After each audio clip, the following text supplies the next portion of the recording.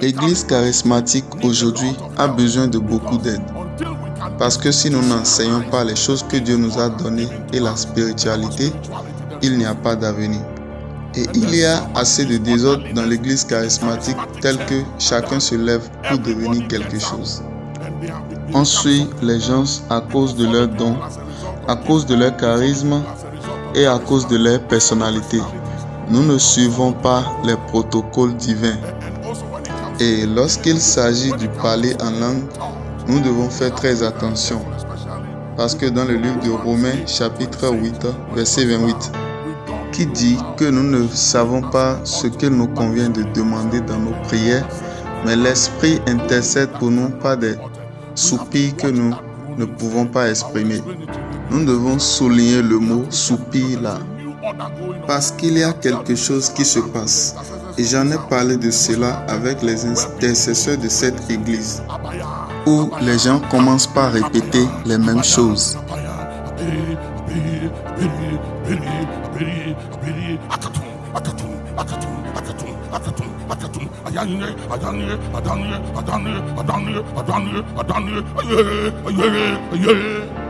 And everybody,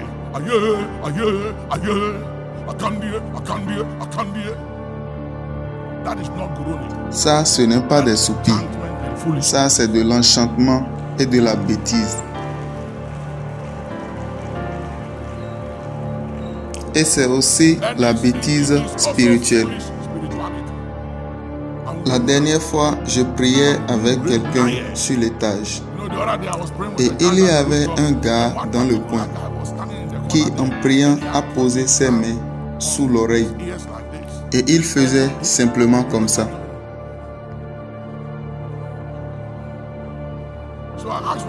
Puis je leur demande, c'est qui ce gars? Ils disent, c'est l'un de tes fils. Et je dis, en ce qui me concerne, je suis le père de plusieurs types de fils. L'un de mes évêques me disait qu'ils ont une réunion dans la ville avec certains hommes de Dieu. Et ils ont dit que papa est le Noé de notre génération. Que en ce qui concerne papa, il y a plusieurs types d'animaux dans son âge. Vous savez, dans l'âge de Noé, il y avait des animaux étranges. Les hippopotames, les grenouilles, l'âne, les chats, les serpents. Ils étaient tous dans l'âge de Noé, affirmant que papa est le Noé de notre génération. Il a plusieurs types d'animaux dans son âge. On ne sait pas comment il arrive à survivre. C'est l'un de tes fils.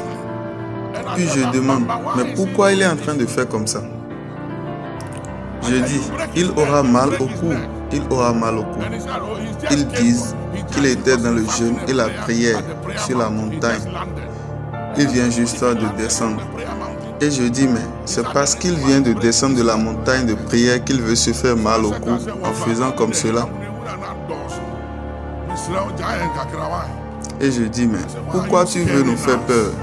Si tu es descendu de la montagne de prière et tu es en esprit, il faut juste prier comme tout le monde. Mais ce que tu es en train de faire là,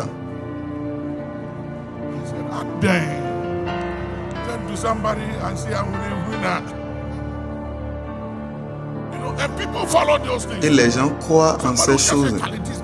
Quelqu'un va juste dire, ce gars est profond, il est rapide, et ils vont commencer par le suivre. Tu auras mal au cou. Certains parmi vous sont sur le point d'avoir mal au cou. Les gens aiment toutes sortes de spiritualité. Je parlais à l'heure de mes fils. Je dis, écoute, tu n'as pas besoin de dire si je suis un prophète. Si je suis un prophète. Je jure par l'autel.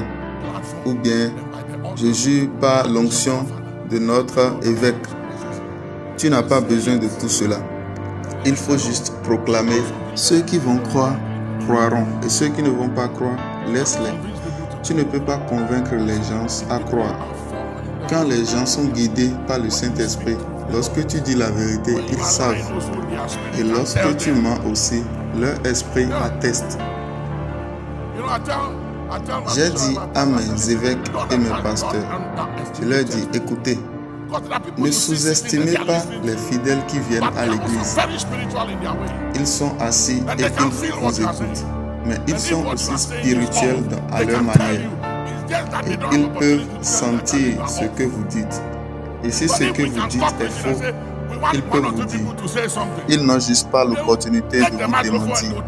Et si on annonce que nous voulons 2 ou 3 personnes pour venir devant prêcher, ils prendront les micros et diront des choses qui pourront vous choquer. Donc, ne sous-estimez pas les autres tout juste parce que vous avez le micro pour prêcher. Et si vous examinez, vous ne me verrez pas prier de cette manière.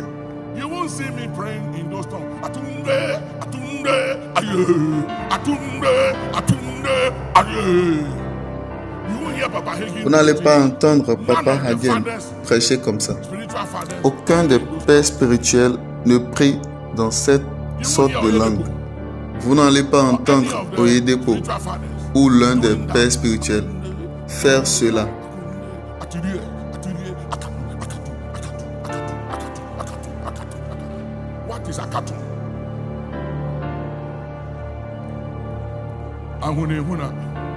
C'est une spiritualité inutile et c'est une manière paresseuse de prier. Et ils peuvent faire cela pour 3 ou 4 heures en perdant leur énergie et en transpirant. Prends ton temps et prie avec ton intelligence. Prie dans ta propre langue. Prie avec les Écritures. Et tu sauras qu'enfin tu as accompli quelque chose.